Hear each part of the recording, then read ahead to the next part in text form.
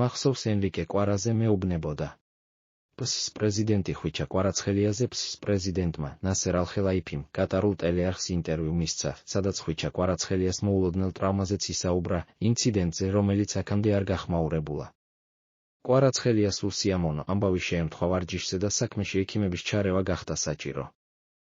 მახსოვს ჩემმა გულმა 200 მლსში დაიწყო ცემა.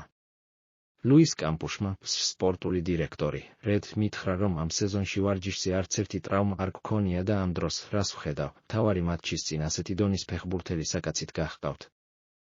მას სიარული არ შეეძლო. წვრთნის დასრულების შემდეგ ლუის ენრიკემ ვნახე და ვკითხე, რა ხდებოდა. მითხრა, თუ კვარა მწყობში იქნა, აუცილებლად ითამაშებს, თუ არა და მოგვიწევს ვინმეთი შევცვალოთ.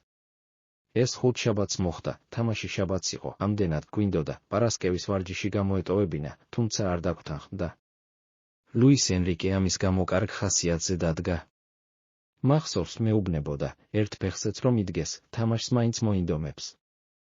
სწორედ ესაა ის მენტალიტეტი, რომელიც ფეხბურთელებს ჩამოუყალიბდათ. მათთვის ფეხბურთის თამაში სიამოვნებაა. ვარჯიშის დასრულების შემდეგაც კი მინდორზე რჩებიან და ერთობიან, ბავშვები ვით არიან, ფეხბურთი მათი ცხოვრებაა.